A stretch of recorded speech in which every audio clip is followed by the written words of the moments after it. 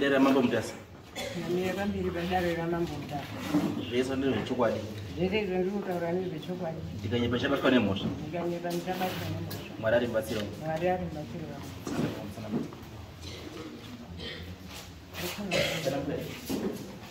Ini pamusoro ndiro Florence Nyabanda. Ndakaroorwa paNyabanda asi ndiri mukunda Marambo Nyakasara. Ndakaroorwa 1968. James Nyabanda anga ari kwaJombe. Saka inini ndakagara namai from 68 kusvikira muma 83. Pa 83 apa James Nyabanda wakatiza hondo yakaita kuNtumbaniya. Handizivi kuti yakaita 1982 here kana kuti 1983. Ndiyo yakabva yatiza mhuri ibva yauya kuno. Haasi akadzika kwaJombe ba kwaigara. Wakabva wauya apa ndaigara namai. Saka izvo wakauya apa ndaigara namai apa semunhu mukuru ndaandane zviro zvangu. Payment rekwa 81 iro ndaandinako. Ndakabhutirwa ndivana Farorura. Ndibva ndagara 82, 83 ndakataura ndikati maikuru simungaitotsvake mapayment ngekuti payment iro makagarira rekwa 81 ratotorwa. Chisi mungaitende kotsvaka 11. Titi kana pandobuda mutombogara. Umwe aizotsvakawo pekugara. Asi hazvina kuitika. Ndakazonyengerera Mushembere ndikati zvandabhutirwa payment. Ndakuenda naMushembere kuChisemo. Ndikaenda naMushembere kuChisemo ndikapiwa payment ra 87. Zvondakapiwa payment ra 87. Takabva tazima kunonga makoko. Uyu ngonga aine mutengesi wake ngonga autotaurirwa kuti toda unonga makoko musi wakati. Iye chitupa chambuya ndini ndaigara nacho.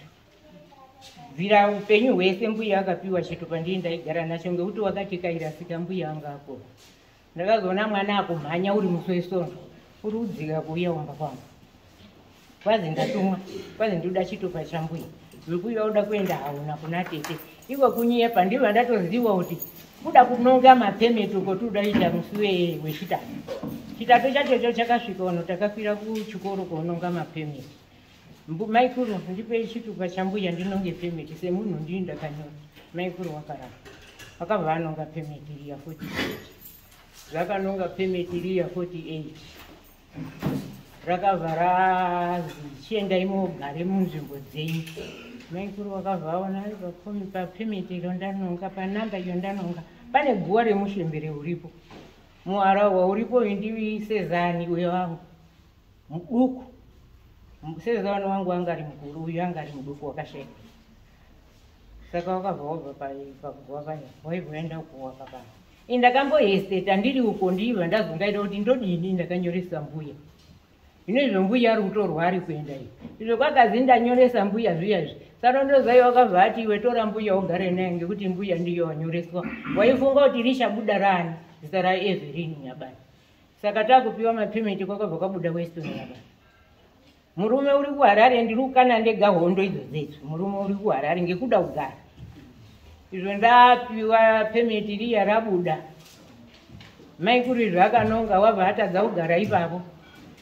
Uyo angari wanga waititungamira wana Samadhuyi wanga wari mumaofisi. Wakati maInnocent uri kugarire nyoka.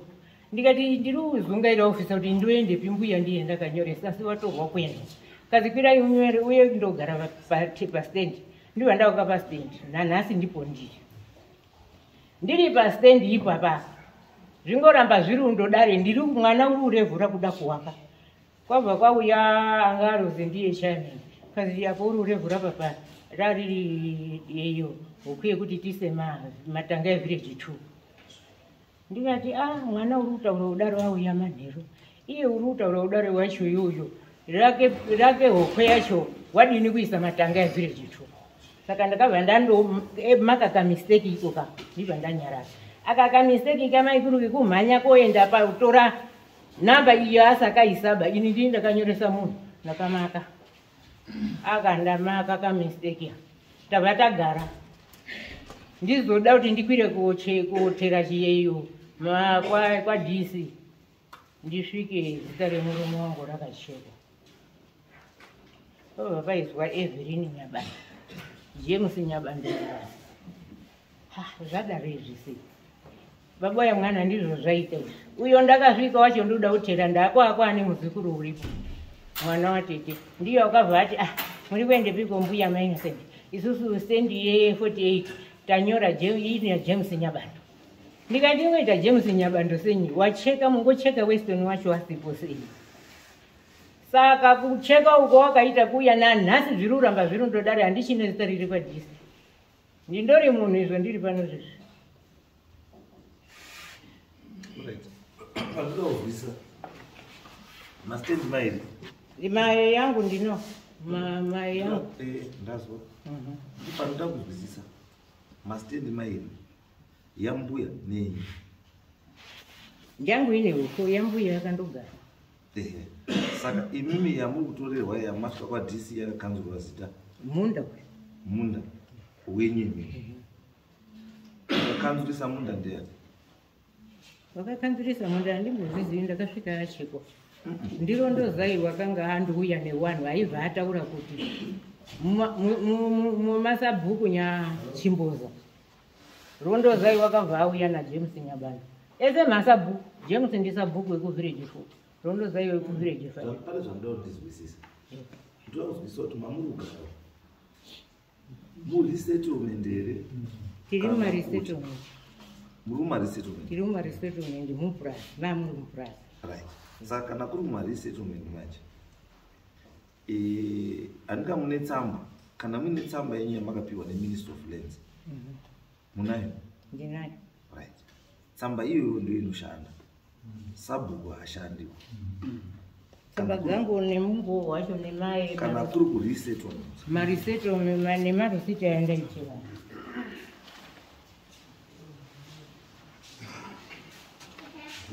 iyi ndakafoto ndabvukira iyi ndiyo yakazonyorwa ndiri mupepa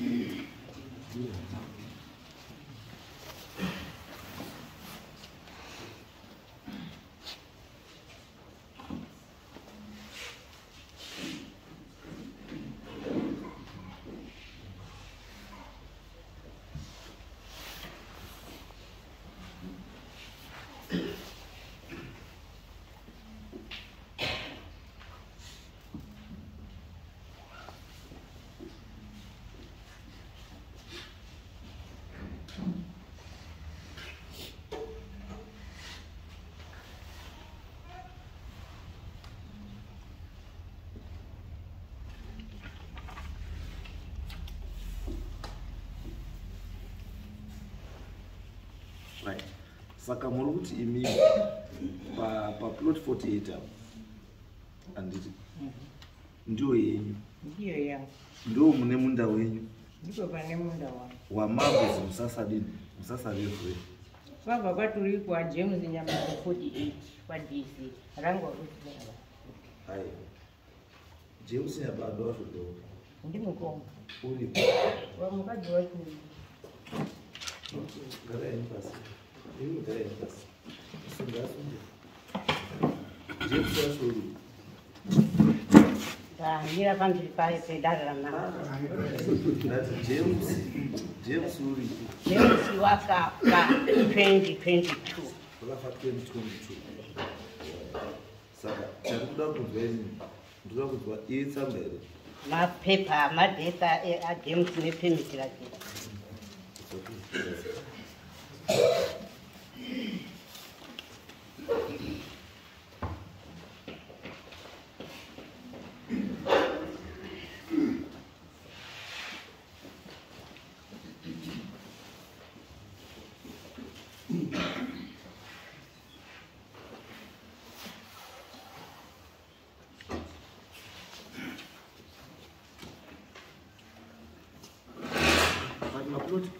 maploti yenyu yakasiyana chatsanangura ini nditoraga ndikuona zvine mapepa because tinotsanangura handingo tinotsanangura mapepa because iresettlement kana iresettlement inotongwa neMinister of Lands haitongwi nemasabhuku because ine offer letter and ine permit anopa permit asisabhuku kana kuti committee of selling permit inopiwa neMinister of Lands uko Wana Mukupe. Saka kana paita dispute ine chekuita nenzvimbo idzodzo inopedzwa nana Mukupe. Mukupe wakasotopedza. Ndosaka ndikubvunza. Iyi permit iyi ya Weston iri kuti plot number 48 and ya James plot number 48B. Munda wakagurwa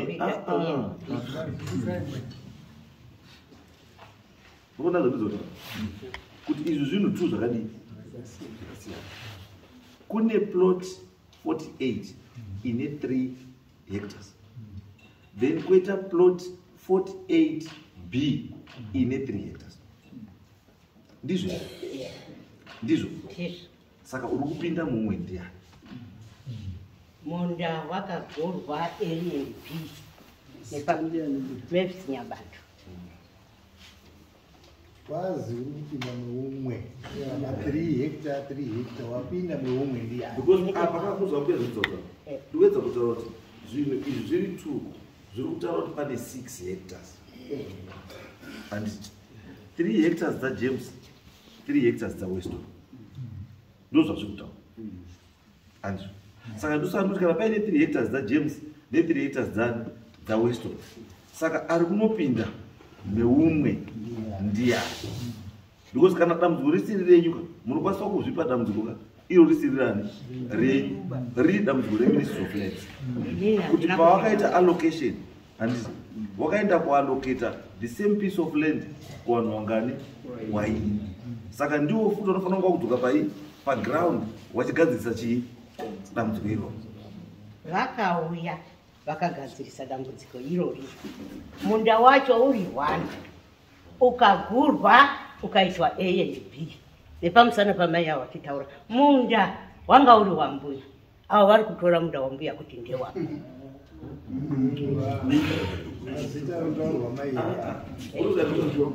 Inini handisi kutaura izvo mutaura zvemanje zvaifanira kuitwa panhaka, and the Ministry of Lands haigowi nhaka.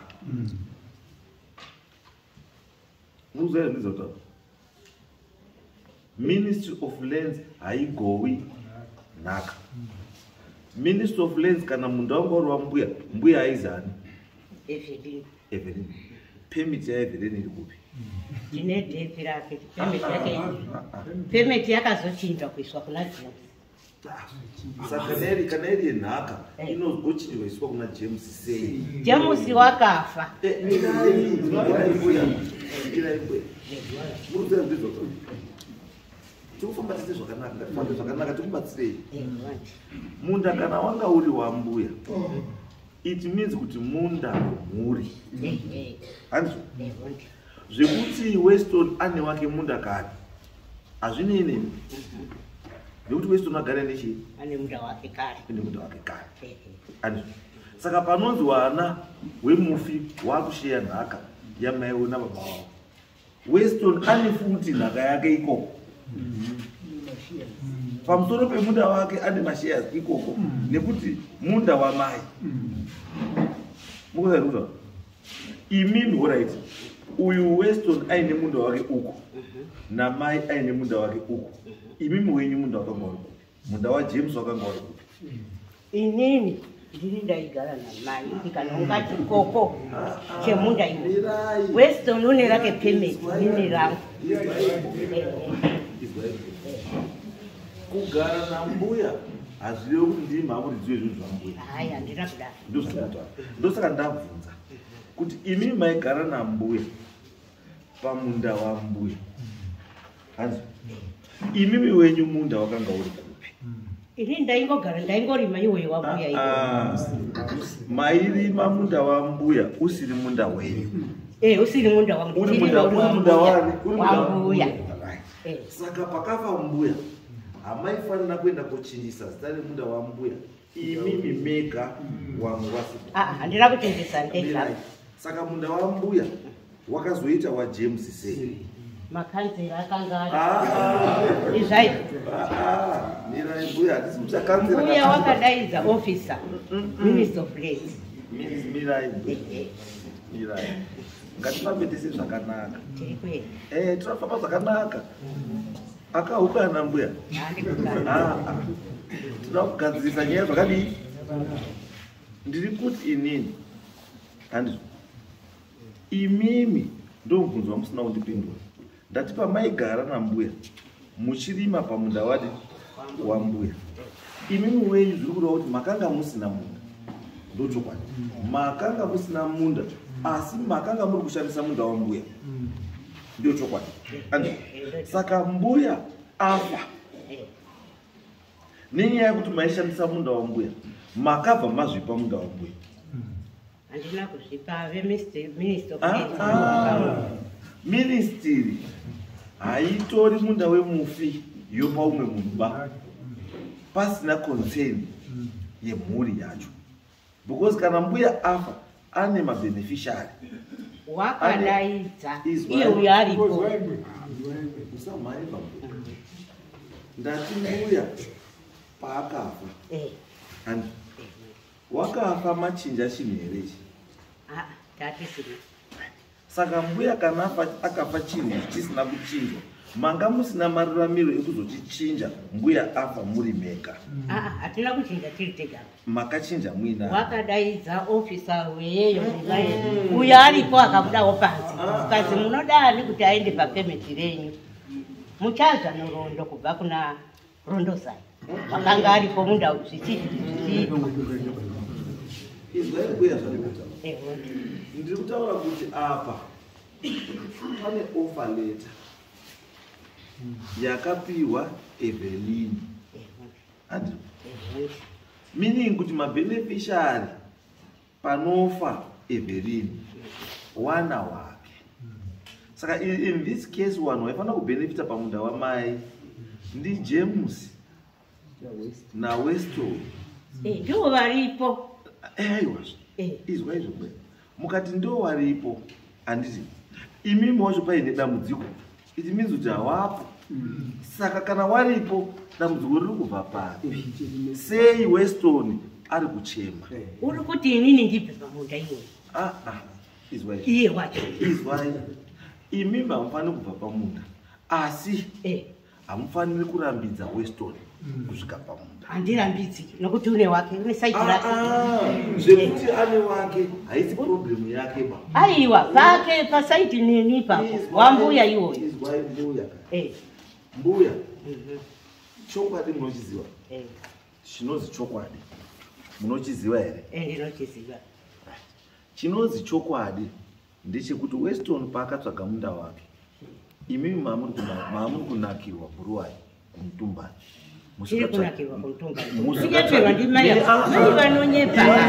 mbuya irapa iyi munoti mbuya mirai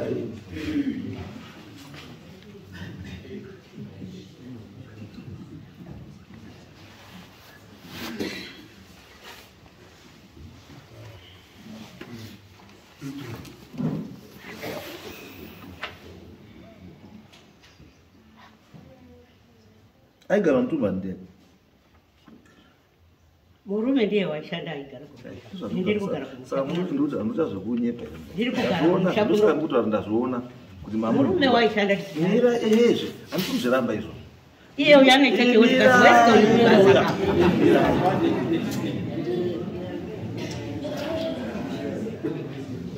kana chiri chindevere munoti chii mana mbijana gugo ngekuchena mana mbijana ndiri kuti James akatsvaga munda wake newamai mai achiri chii mupenyu James akaita munda wake pasaidi pewamai wake handizvo imimi manga musina munda asi maiti pamunouya muchigara nekuda kurima mairima munda wamai ndizvo ndiri mukadzi waJames aiwa ndiri kuti muri mukadzi waJames asi munda wamairima ndewamai hausiri wani hausiri waJames muzwa pale nyecho kuti munda wamairima ndewa mai wakanga usiri wani waJames saka kufa kwamai hakukupi maruramiro ekuita take over munda wani wambuya because kana makuita take over munda wambuya makurwisana nevamwe chii mwana because handimi menga mwana wazvinei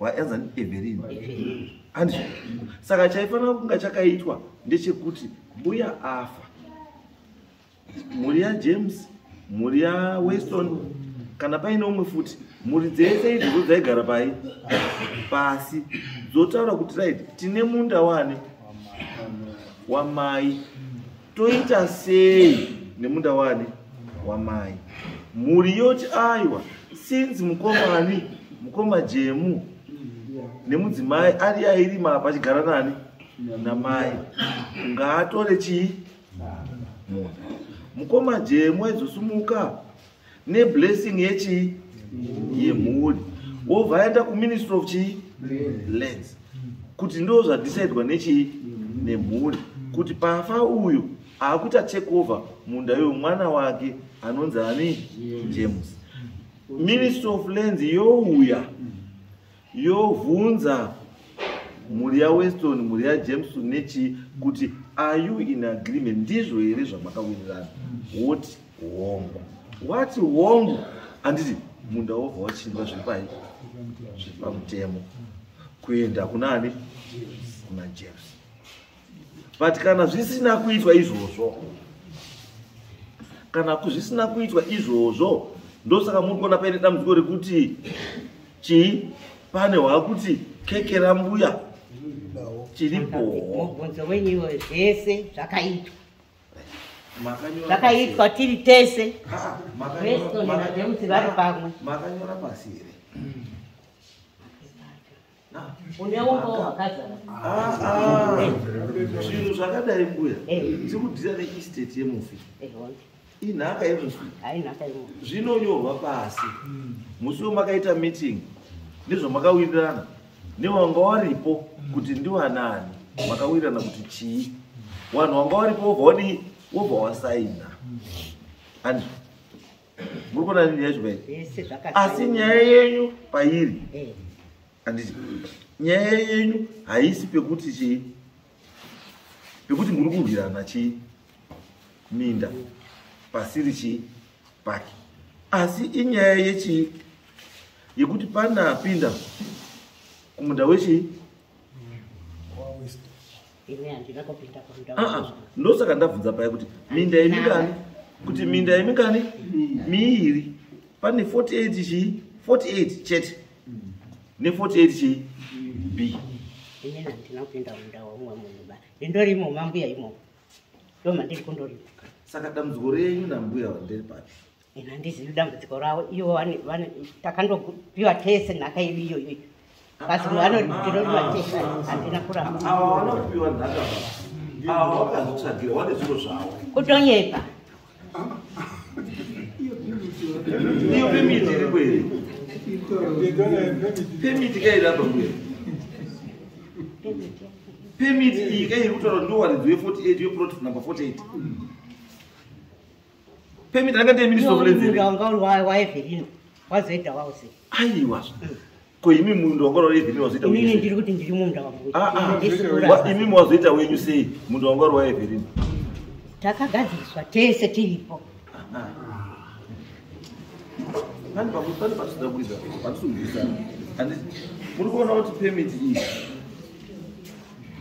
ino handiti munoona kuti wakuya kumangalira mufi nokuti mufi wakafa imimwe ili chitondishamisa kuti chiutondinetsa imimi wacho muri 2 hamunaona vakomana here tinavo saka waripi tinavo waripi Now. What's missing? Ana phone number awo. Now. Kwenye bando muri watoro. Ati vato. Muri watoro kwenye bando. Vato. Saka muri uyo kwenye bando kwenye bando wacho sikusi. Uri bi mwana wenyu kuma. Anakuya. Ndiye nyabambiri. Vana varipo? Muzembe. Maybe vamwe chindivere chakakuvhiringa ichi chakakusika dzedu. Anozi baba wemusha mwana komwana asara aripo ndiye ababa. Imimi kana pautaura nenyadzi kwanyabara hamumiri. Chandaifana kunga ndiri kuona ndaifana kunga ndiri kuona mwana waJames nemwana wani waWeston. Ndinokutotamisa uri kuti Mrs. iye baba wacho uri pa. Uyu Mrs. kuti Mrs. bakuita sei? Mese muri two muri surviving spouse. Ndimi waridzi yenyu weestate wenhaka because muri surviving spouse. Asi surviving spouse akukana. Saka kana akukana pakuda waridzi yemusha kuti wapodze chi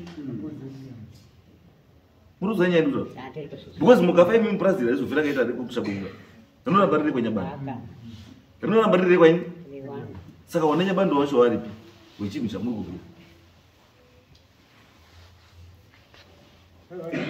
ende chinondinetsa sei wana wenyu wari kutona mai endai kudara tui vari kumabasa basa ripi risina kana off ibasa ripi kana president chaanoita leave mwedzi wese wai asi nyika ichindofamba saka imi movha vati wenyu wamunoti madaidzira chinhu chiri crucial seland land madaidzira mwana chikritikwa mwana wayandigadzise nyaya yeland handiti mwana wati ndiri pabasa handiuiva wana tikudimbuya malizwa ndiyo kuti nyaya iche sei igadzise zvakanaka asi chanduka ini handiti ndiriuzwa murona mupa referensi kuna sarondozai rondozai hasi nyabanduba muruzai mutaura akagadzikwa patsva wandingatodaidza muno ndilands officer ndiye angatokubatsirai kuti titozwa kuti apa chii chakaitika because mukawana tsamba dzenyu yaJames Nyabandu ndozoda kundipaka mubvunzo mbichana izvozvo zvoda kundipaka mubvunzo mbichana kuti pane something chamusunditaura chokwadi ba iyi yenyu imatiripi iyi permit riripo ipapanda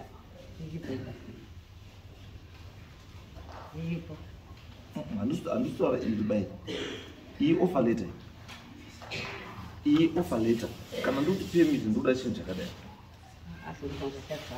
pandatora mapepa angu munacho here tinacho chiriyo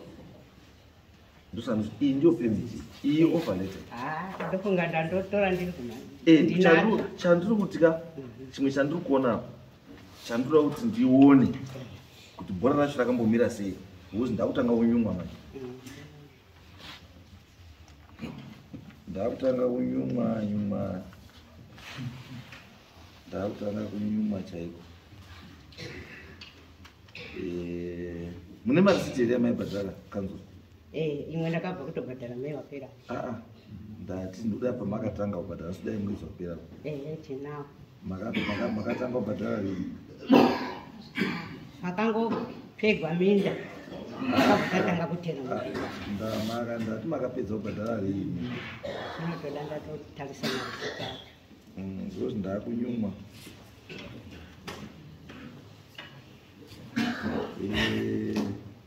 chakuti ndinyumwera why is it that maoffer letter yenyu akadhindwa same day asi akapiwa zuva rakasiyana ai pamuti apedu ili ndo basa rako rokutarisei ndosaka ndakunyumwa kuti uyu ane marisiti murunzwa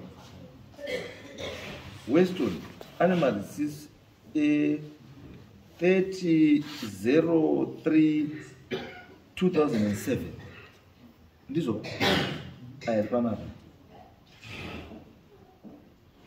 imwe yacho itoripo 27/06/2005 aibhadharwa kanzo handiti asi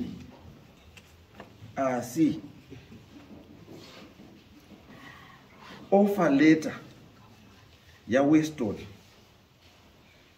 aibhadhara munda uyu akapiwa permit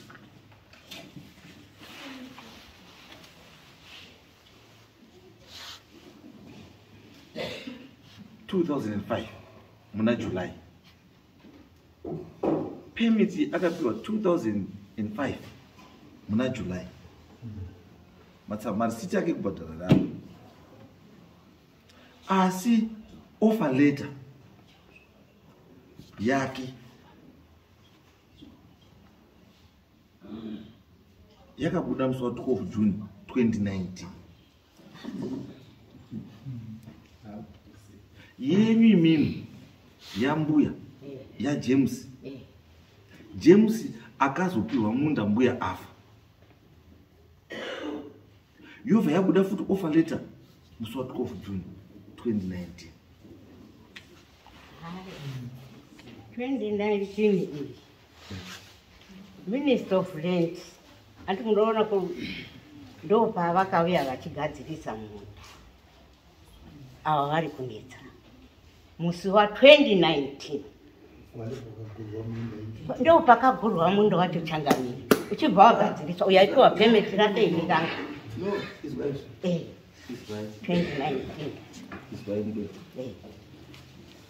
Akamuka ndikubvunzwa. Ndikubvunza. Ndosanda ndakuita sei? Ndakunyuma. Anditi. Zviri apa kwandiri hazvimake sense. Ende zvamunotaura futi hazvimake futi chii? Sense. Why zvisiri kumeka sense?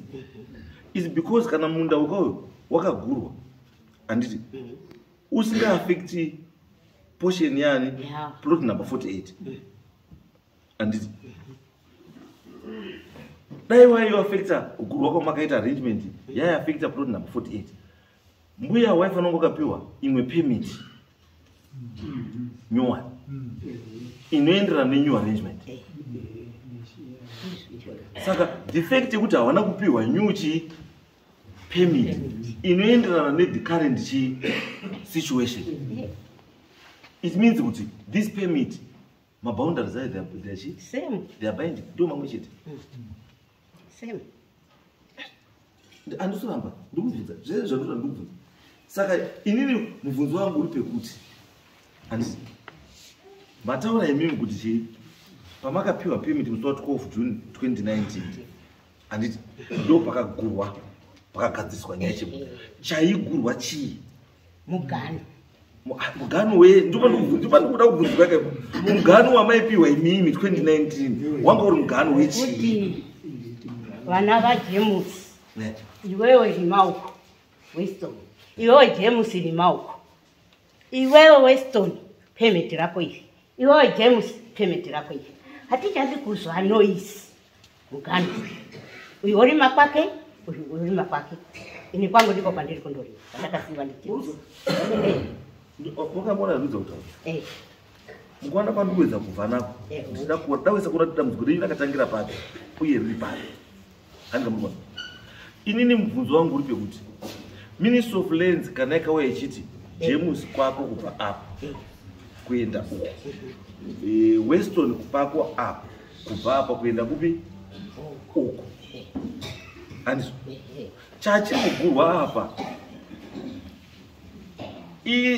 plot number 48B yambuya here kana kuti manga murungodzosiwa mugano wambuya mirai manga murudzosirwa mugano wambuya ndiwo wakangopiwa kuzi mugano wakara uripo uyu ndiwo wa Weston uyu ndiwo kwa James ndizvo here ndizvo zvakaitwa ndizvo zvakaitwa zvisizvo zvisapozi kuti zviitwa ndizvo zvakadii zvisapozi sei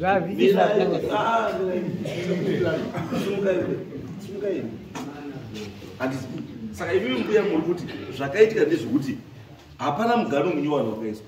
Hapana. Chakaenda kuipa kuchinjwa kwemazita chete. Kuti papa ina hazvinei. Papa ina Evelyn. Babuzi James. Ndo mubvunzo une awa.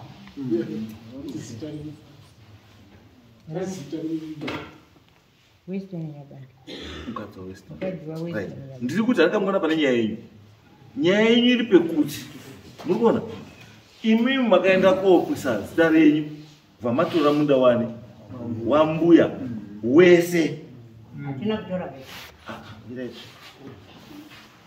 Wamakasiya wacho wakati wandiya. Hatina kutora wese. Ndiye uri kumusoro. Nindiri nyasi. Mbuya wakabvira kuti mudorima mese.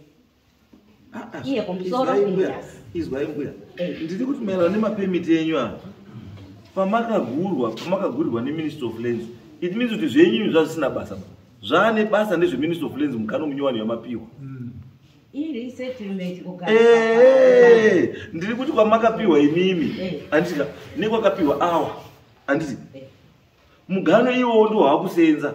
Zvekuti mbuya wakasiya ati chakaja hazvichasenzi ba. Hazvina risi kuziva kuti kana mugano. Nyaya yawo haisiriyo yemugano. Nyaya yawawa wari kuti makaenda kuombunyikidza zvinhu zvambuya zvese. Vamazviita zvenyu. Mirai. Ini ndikutaura zvauri kutaura. Andizvo. Mambunjikidza zvinhu zvese zvambuya. Uyu nyaya yakaita mamuzwa patanga utaura. Autaura ndiye akaenda konhonga namba 48 achinhongera mbuya. Mubvunzei kuti ndiye wakanhongera chikoko. Dai ndisikanyari dari tabatana. Mubvunzai mbuya wakuti ndo wakanhonga chikoko. Ndo wakanhonga chikoko. Chemunda iwoyo waenda.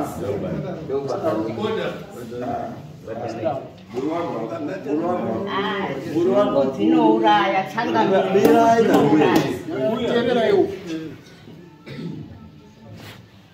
Ndati mbuya. Kuti mbuya awane munda. Munda akawana sei? Ndini ndakanhonga chikoko ichi. Achepe ndipo changamira. Ndakanhonga chikoko ndiri kugara nambuya. Muri kuona rara. Ndiri kugara nambuya. Zvinozikana nenharaunda yedu. Chimbogare pasi. Imi gare pasi. Imi chimbogare pasi. Right. Taurai mbuya kuti awane munda mbuya akawana sei munda? Ndini ndakatokumbira mbuya. Ndikati ndabvutirwa pemiti rekwa 81. Ndiwo anarongedzwa. Kwazi murume wangu basa. Saka vanhu vane varume vari kumabasa wacho wanini minda. Zvino mbuya ndiri kukumbiranyi kuti ndiende nemi kuchichemo kuti chikabvumirwa toona munda wekudini wekugara. Saka chichemo chichi chakabvumirwa. Munda tibva tauona. Zvinoita here kuti chiro chawambwa ngeumwe muroora apa. Umwe muroora wakuenda pamberi kuti ndiri kuita izvi unonga chitupa.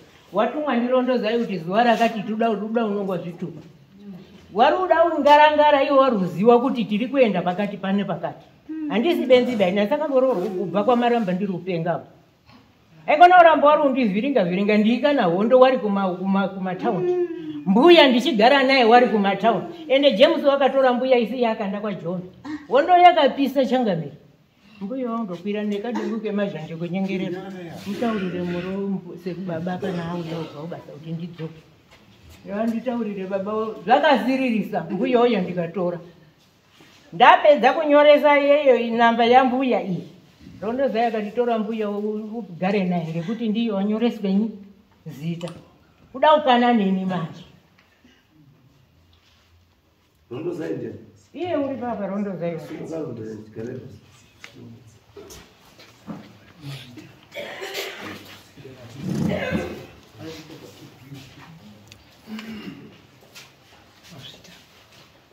Mazira ndiri kuita nauye panyabantu. Ndiri kudai. Takatanga kugara kumapurazi kudomba kuti nhira 1980 muna Oktoba. Tagaramo kwakaita tiri masquato. Kwakaita kunetsana vanasapurazi vanga vari vechichena tiri masquata. Kungoda kumbedza kudzinga. Kwakauya minista Mahachi nematemporal permits apa munhu wese akanga arimo kuti aite kuti vanhu vasadzingweba tichazoona kukwaisa. Pana 92 wegovernment wakazouya wakupega minda, wapega minda wakatanga kupa vanhu vekujenya vanga vaafektwa ngemvura, ndio wakatanga kupuwa minda.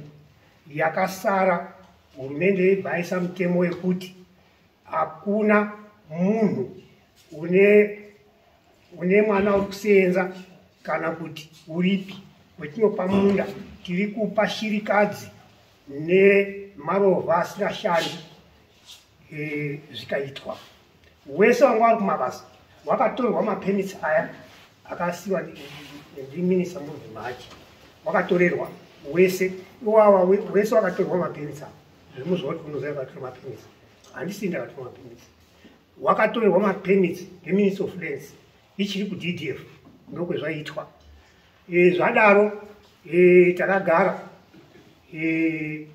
tapuwa minda iyoyo, zvikanzi izvo ngehurumende munhu wese une vana vake vari kubasa wachagara pasi pambuya shirikadzi yetapamunda.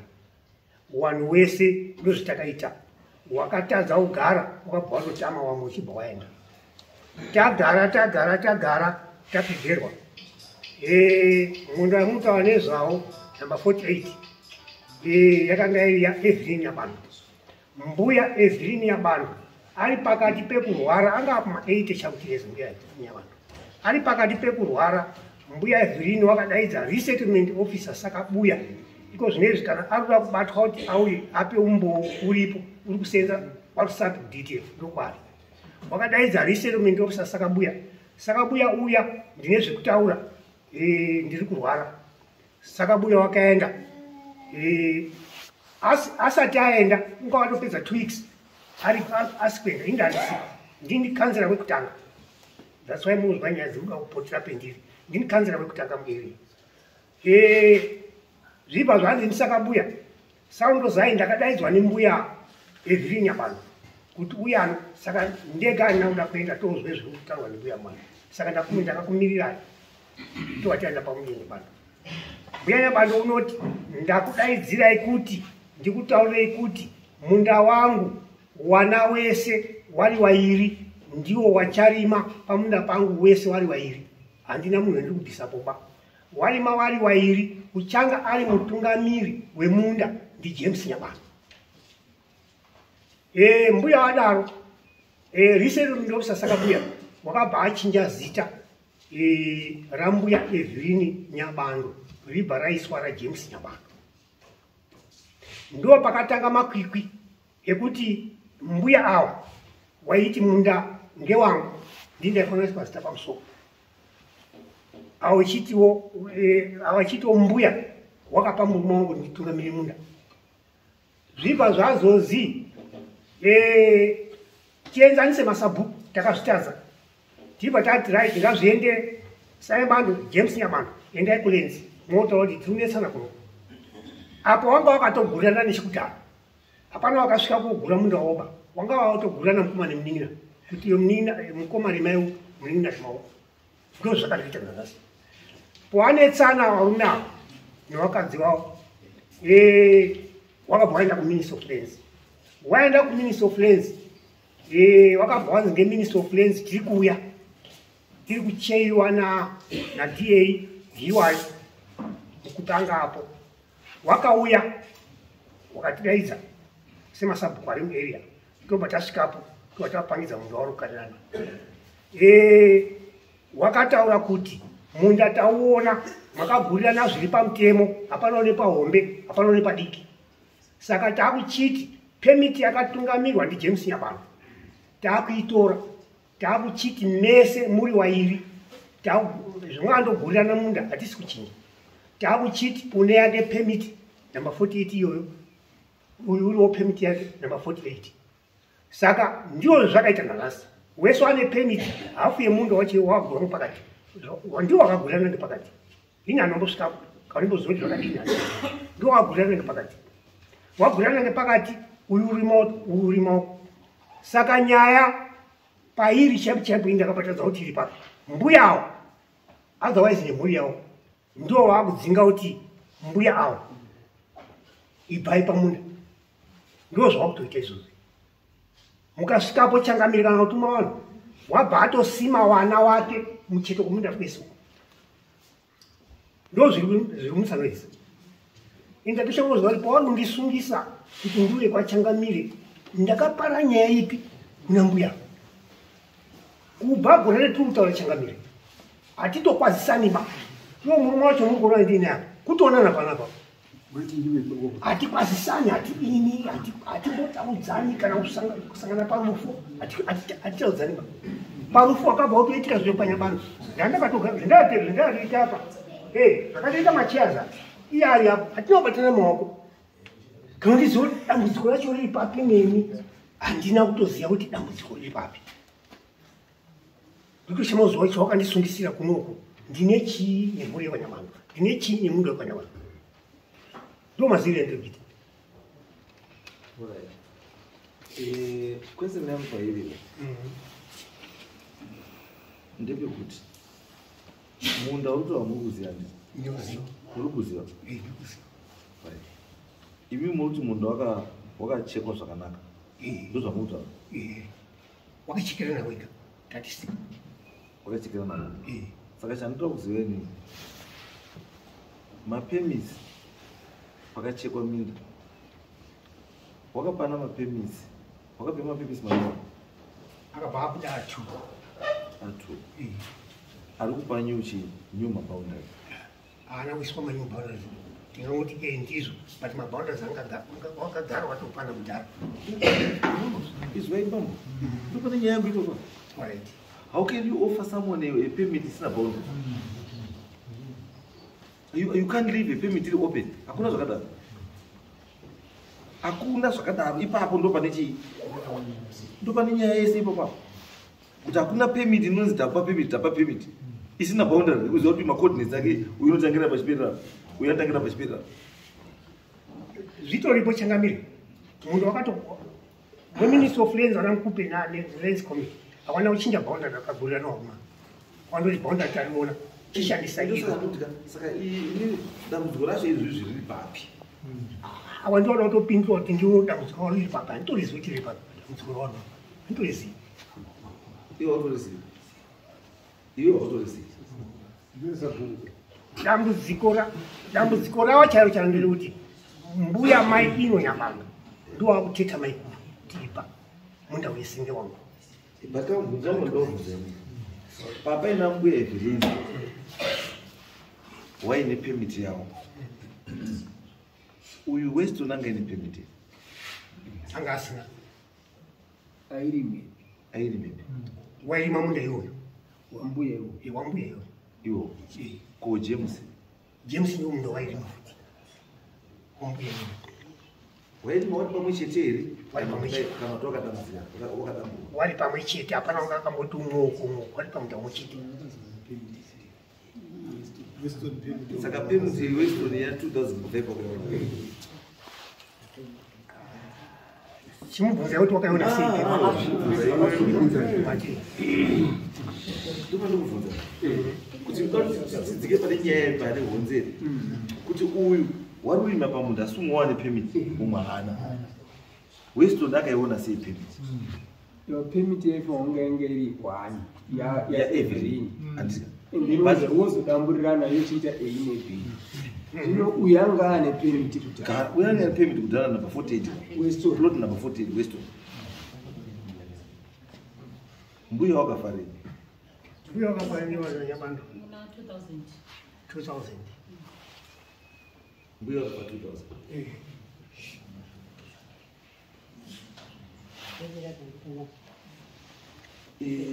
James wakazopiwa rini permit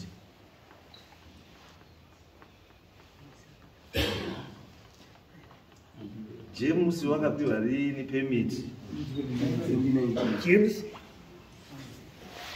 zvautozikanwa ngemhuri ndimi first councillor tati James wakapiwa anoyeperi James ndepindure James wakapiwa permit rini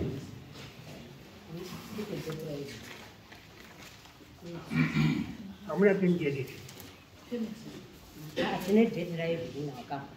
Asi Date rambuya wacho wemunda tinaro. James wakapiwa payment. Hatina kuya naro paka date lino pakadaizwa awa na office ndo pakachinja. Ndati James wakapiwa rini payment. Inini mazira ndinozvita wangu pamusoro weita nguva yacho tatichiro edward ndozi Florence Yabando ndiri mwana waJames. Mazira ndinozviita ini pakasarenderwa baba munda pemiti baba kuzoti azopiwe pemiti yakapiwa paakatosarenderwa munda ndimbuya pana sa uyu ataurwa uyu nasarondo zai ndo pawakapiwa chinyi pemiti wagara ndo pakazotanga netsana amai kuru namai nini pemiti riri rambuya mai nini ava pemiti rawanaro iyi kurudaidzwa vanhu vekuministry of lands ifake pemiti iyi because chirutaura ndechekuti sarondo zai wari kuti kwakusina chii mapemiti evanhu vanga vari kubasaba saka revanhu vanga vari kubasa vakazorioneka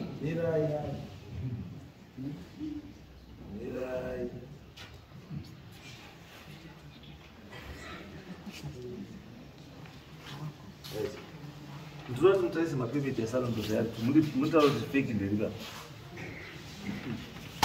maoffer letter.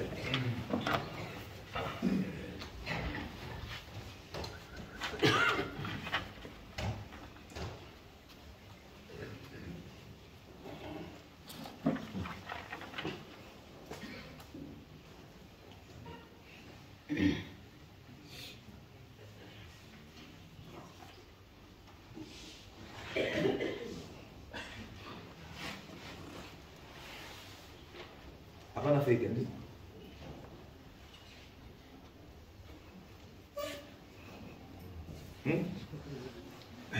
Chakapewa pemiti ndikaona. Pane fake here.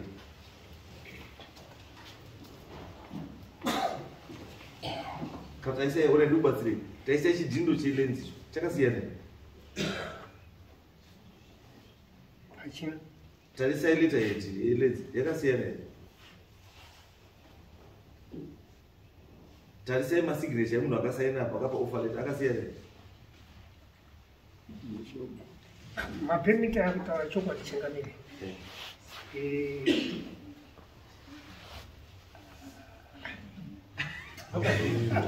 Muka dai kuri kuti No, ndaziva kuti ichi ndochiti ichi nda because is waibamba ndosarudzira hapana fake payment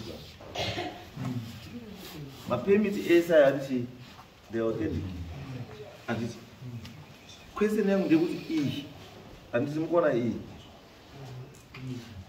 iyi offer letter anditi payment ndeiyi payment ine number reference number pamusoro apo iyo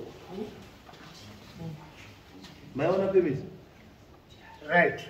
yes Zvakuchida kuti sanyabando awa nekudzimai wataura kuti wakaziona kuti izvi munhu wese unomborutimira ndada kutombotarisa hangu pamwanyiro wakaitwa payedina nemunhu wese unomborutimira munhu wese unomborutimira une pemiti kune yakadaro munhu wese makunaone kopi kune yakadaro ati saka wamuda kuti aproduce iyo pakati pavari tudera awa ni sanyabando nani iyo yawe ndio yali yawe story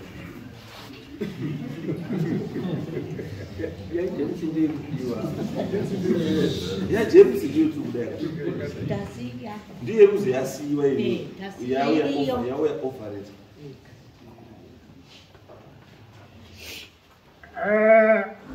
dai kuri kuti mbuya Nyabando awa aba Nyabando vari apa wataura kuti pakatorwa mapemiti ari kunzwa mabasa ari kunzi wanhu mabasa wakatorwa zveshuwa here kana kuti pane zvakaitika pemiti itoripo ukazoona offer letter iyi yakubuda muofisi yeLands it means kuti permit you neichi hazvina kusiyana. Chakabuda muofisi imwe chete zvinhu zviri two. Ende mukatarisa pamusoro pepermit apa pane reference number irapo 904042. Ukaenda mukanopanja mukombiyuta 9042 inofanira kubva yatokubudisira kuti James ani Weston ani Nyabada ndiye muridzi wepermit iyo. Ende inobva yatokutaura nedate yekuti permit iyo yakaofwa riini. Ndosaka ndabvunza mubvunzo kuti imi sekuziva kwamunoita uyo mukatarisa date repermit iyo pasa mukaona chinhu chechi pasa chiurangidzwa kuti permit yakabva munani that's 2005. Ndimo mamatarisa panapa marisiti ari panapa. Iyi risiti yepermit plot number 48 yakabhadharwa musi wa 27 June 2005. Risiti yavo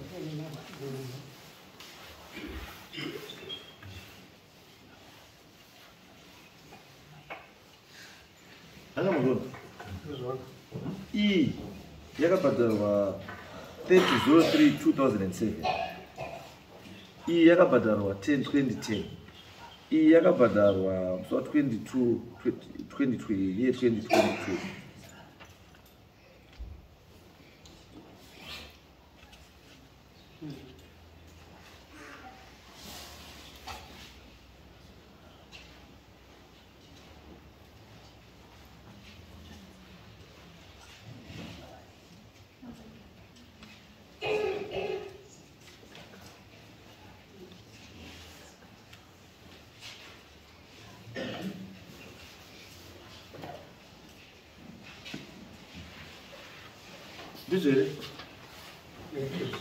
Right. So, council haingaita sei Minister of Lands haingatambiri mari yemunhu wachibhadharisa munhu. Handiti ikanzura inotasaura kuti ikanzura. Yes. Wanotambira seiko uye munhu mari yemunhu handiti iye munhu asina chi asina nzvimbo yacho. Changamire vanhu vanofanira kutaura chokwadi. No, Vari ku no is why ndosaka ndokubvunza. And why ndokubvunza kudai? Because pane zvakatoona zvakatoona. Vanhu ndikubatsire kuti mutaure chokwadi asi hamutoda mutaure chokwadi. Ndikubatsire kuti mutaure chokwadi asi hamutoda mutaure chokwadi. Asi mapepa ari kuti mutaure history yake inyaya yese. Ndaanayo. Nyaya yenyu apa ndanayo. The truth ndeyekuti Weston akanga ine permit before James asina permit aine permit. That's the truth. Weston akanga aine permit James asina chi asina permit. And why ndikuti vasada ndikatarisa record yekufamba kuita zvima muri kuona 2005 handiti yakabhadharwa standing ichinzi plot number 48. This is 2007. Yonzi plot number 48. This is 2005. And it ndokubva yanzi 2010 receipt ndokubva yanzi plot number 48. 2022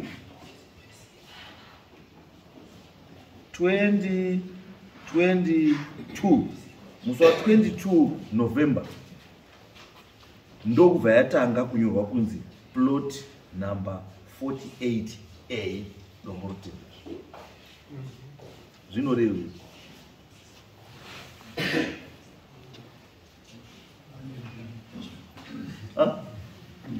Zvinorevei? Kubva 2005 it was plot number 48. 2022 yakunzi plot number 48A. Zviri kureva izvo zvakureva subdivision of plot number 48. Handiti saka tobva tadzoka mukwesini yangu yekumashure yeye kuti akanga aina permit yepanzvimbo apa ndiye anobva asina. Zvibva zvareva kuti Weston akanga aine permit yenzvimbo iyi, James asina. James wazouya akawana permit in 2019.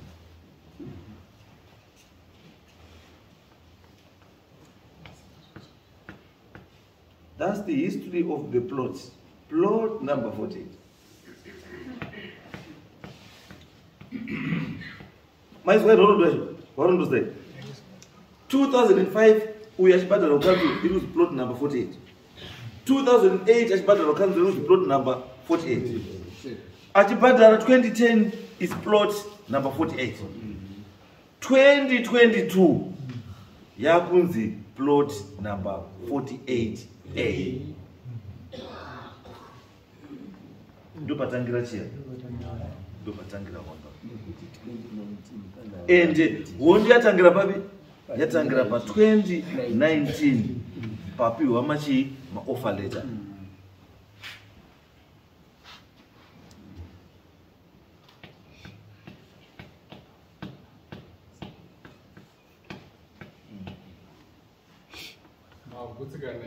Mabutsikana sarundo sai. Ini chakamira nacho That's what we mubatsire kuti vanhu vaone mafambiro akaita zvinhu kuti tisvike padambudzo ratanaro nhasi kuti tichizive kuti way forward takuita sei. pane zvakandombozwa kwewati imimi pakutera munda mamusi kutera munda wanere imimi nemimi Izwa imimi murivhunza hamufanira murivhunza munofanira murikuvhunza. According to receipt E, haina kunzi James and Weston Nyabano. Yakanzi received from Weston Nyabano. Ndipewo receipt yenyu mimi yakanzi receipt 48B yakanzi James Nyabano. Ini ndinozi Florence. Ndiri mwana James pamusoro chana. Marisiti aya tatisina kuya nawo. Turukumbira rimwe zuva rekuti tuione marisiti edu awano awo because munda 1 uri kuterwa ne 1 2. Aiwa, muza ruta. Andisi kuti. Mune moswa ba. Moswa inokwanisa kunge isiri yani. Asi muri kuitora kuti moswa yani. Unoziva kuti because amukwanisa kunge muri kubhadharira muchiteerera munda umwe chete 1 2. Isusu padasha chalepe kuda vapi ani mari. Hamuna kushaisha. Zvapamagona ndepekuti mataura kuti memarisiti ani. James. Enyu. Handizvo. Saka ramwino marisiti enyu ndo pachapera nyaya ipapo. Ndo pachatanga kuona kuti imi marisiti enyu makatanga kubhadhara rini. Kana muri mamuripo kubva kumashure kwese sei kumashure mamusingabhadhari. Marisiti dzina zvawo ndo saka ndati hapana chakashata nyaya ino sikape kupera asi nyaya haisiri yenu baisusu.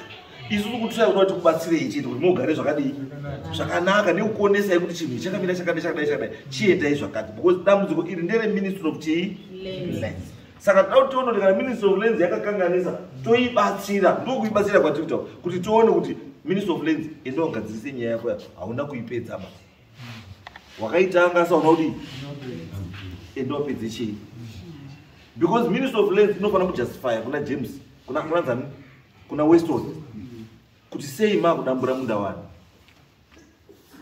wangu inofanira kupa justification because according to this people ngamarisiti arapa autaura kuti 2005 Weston anga akubhadhara kanzi achibhadhara permit yake irapa yakaofiwa musi wa 22 June 2005. Saka Ministry of Lands inofanira kudii kuexplaina kuti sei James munda wanga ari kudii wanga achibhadhara kubva 2005 pakapiwa permit yake iri plot number 48. Handisi sei munda iwo wakazodamburwa kuti wa 48A and 48B chii chakadii chakaitika. Ministry of Lands yakufanira kachitaura izvozvo nekuti padirection kuti chii chakamboitika tochiona kuti pawakazviita iwewe was the family in agreement or not. Ndiri nyaya yakafambira baba as of now zvinoratidza kuti kubva 2005 kusvika 2010 James papasina papaina Weston. According to these receipts ndozvazvirikutaura kuti akanga aripo ndiani ndi Weston. James papadini papasina ende maoffer letter arapa ari kutaura futi kuti chii maoffer letter makazoapiwa bese futi musunani 2019 ndo zvazorakidza kuti 2022 manyorerwo erisiti avadii futi abva achinja akunzi chii 48 chii a ne48 chii b.